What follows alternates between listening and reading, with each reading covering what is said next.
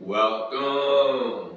You with the nasty pastor, and I'm back with another chapter read from Out of the Fall of America.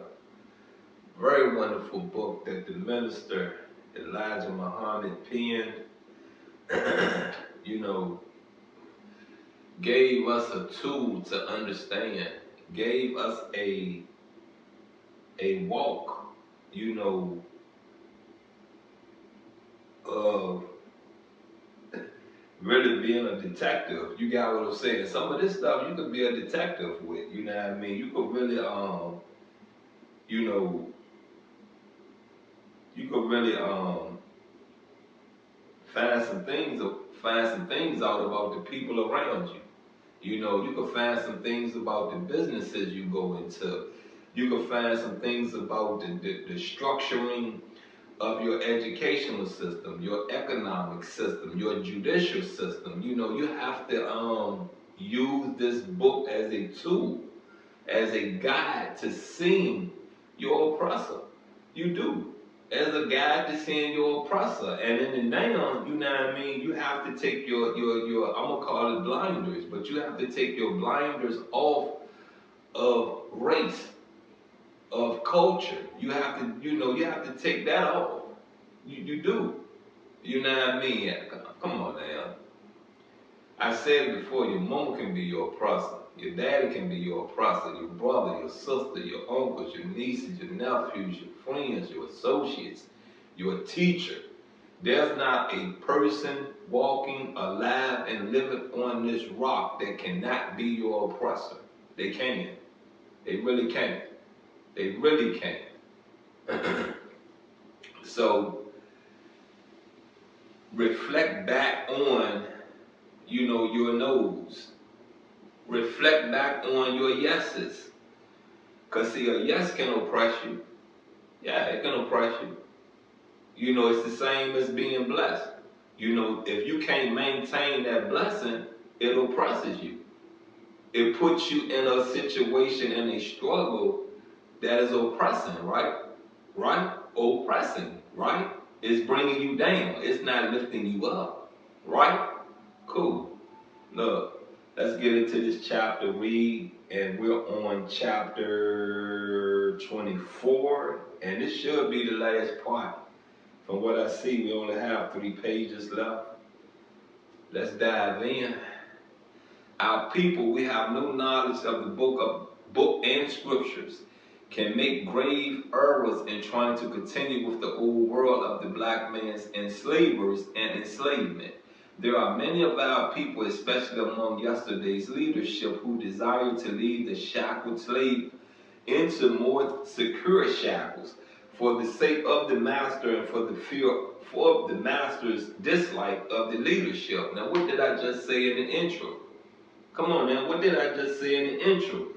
There are many of our people, especially amongst yesterday leaders, who desire to lead the shackled slave into more secure shackles. You come on now. You don't get that analogy. You don't understand that right there, do you? You don't get it. Okay, you run from your slave master that you know oppressing. You got you in the field working for free, beating you if you don't do it right.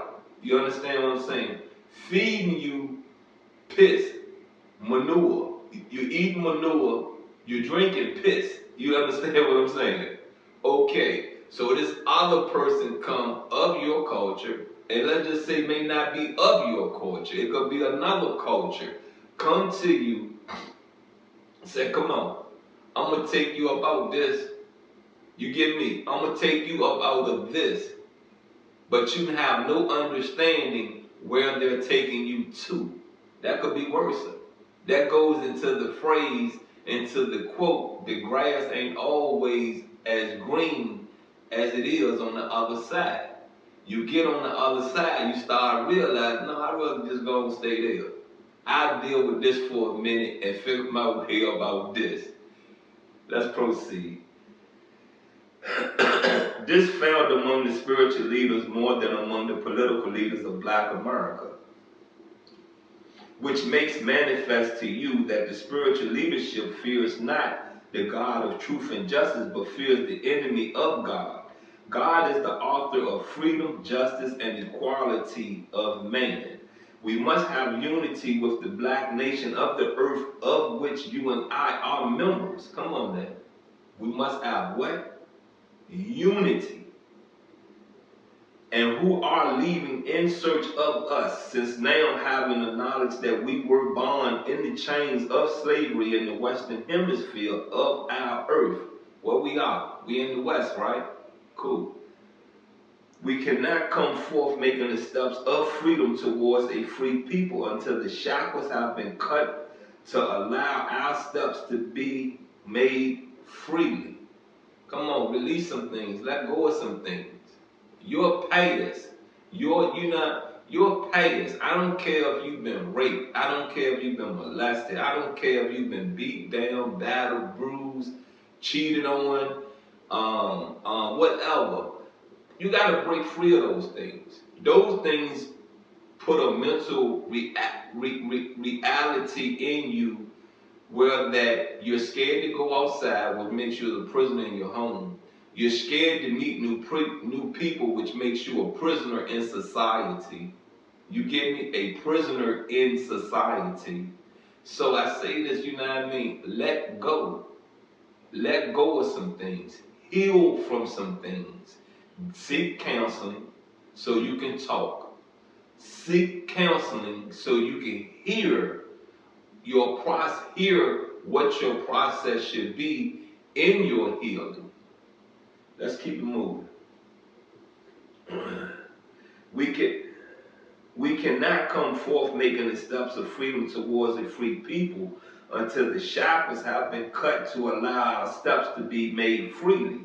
It is written so plainly in the last book of the Bible that the fearful and the unbelieving leadership and their followers of the enemy, the beast, and the scripture does not try to hide giving the slave master one of the worst names, as he is like a savage beast against the black man of America and the world. People of God shall go down with the beast in a lake of fire. Come on now, what we just look. If you go to my extras, you know, if you haven't seen it this week, you know, that comes out on Thursdays. You know, go to that extra. You know what I mean? That extra should be there. It should be a new, you know, because this Friday you're seeing this. This is a Friday if you're seeing it on the release date. And you know, go there. I'm explaining it to you. I'm giving it to you. You know what I mean? Your oppressors want you down. Damn. You give me. There are people out here, they just as miserable as you is, and they want you just as miserable as they are. You got what I'm saying? Misery love company. You get what I'm saying? Two people of joy love to be around each other. So two people of misery do what? Get along. Just fine. Just fine. Just fine. But you take a person that's miserable and you put them with a person of happiness, of joy, you got a positive and a negative, right? Ain't that how protons and electrons, protons and neutrons react to each other? Cool, fine and dandy.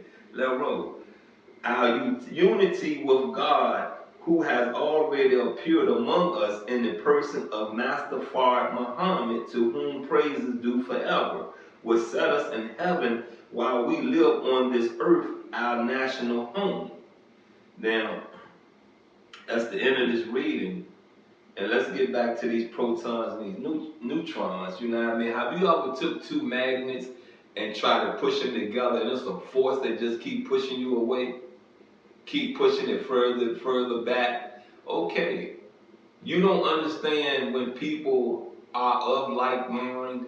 You don't get it. When you in a social gathering, you don't see or you don't talk to those of like mind. And if you're not around those of like mind, you can't see that they don't want you around them. You can't feel that. You can't feel when you're connected to someone, and you can't feel when you're unconnected to someone. Come on, man, it's there. It's right there. It sits in your face. You know, a poker face is hard to achieve. I play poker.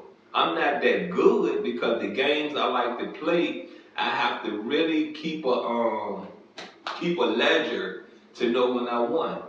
You understand what I'm saying? I do it. Look, we was playing poker in prison. I had to write stuff there to keep it right there to know when I won. You know what I mean? We call it follow the BITCH, but the game is called Follow the Queen. There's a lot with that. I love playing, it's dealing with just 7 cards.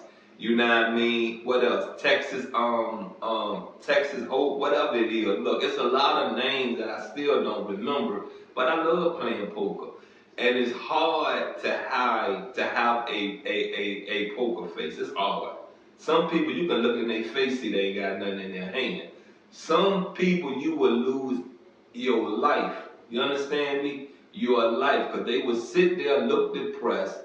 You understand me? Look like they ain't got nothing. They sitting over there with 2 bullets, and 2 bullets is aces. You get me? I done did that one before, and dude sat there and shot me with his hand. I said, you got me, cuz. You got it all. Cool. You know what I mean? But it taught me something about looking at people's emotional expressions. It taught me something. And it taught me to take it for what it is, but what is the action showing? Because if you're sitting there and you looking depressed, but I'm keep on raising the pot and you raising it with me, what they tell me? There's something you got. There's something you have, and if we're playing a draw game where the cards is right there, and we have to use what's in our hand, and we have to use what's on the table, what do you think they'll put together? What do you think they'll put together about what's on the table? So if you can't beat nothing in them 5 cards sitting on the table that you have to use also, you better go on fold. You better go on stop anteing up, because people sometimes they throw the whole pot in just to, fool you. I've seen it done that way. They ain't got nothing. But they make you fear, because what are they doing? Raising the money, raising the money, raising the money. Poker is a game of lies. So if you cannot detect a person lies, don't play it. Don't play it at all. Don't play it at all. And look, we're going to wrap this up.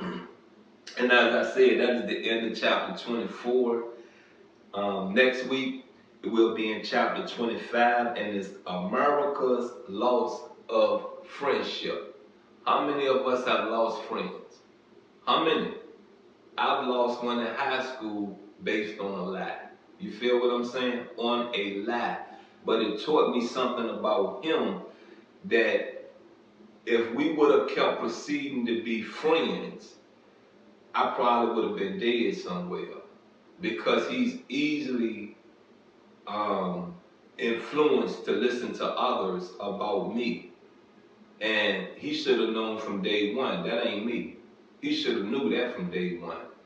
I gained more respect for a friend later on in life, because see, he did question me. He did ask a question, but when I said what I said, he said, you know something, you right. He said, I'll holler at you later, let me go take care of this. So I say this to you once again, you know what I mean? Get around people of like minds. You feel me? We can't save them all. We can't save them all.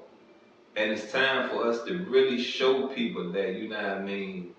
If you're not of like mind, I love you, but it's time for you to wake up. I hear you, I get your thinking, but I know what that does to me in my life, how I'm trying to structure it.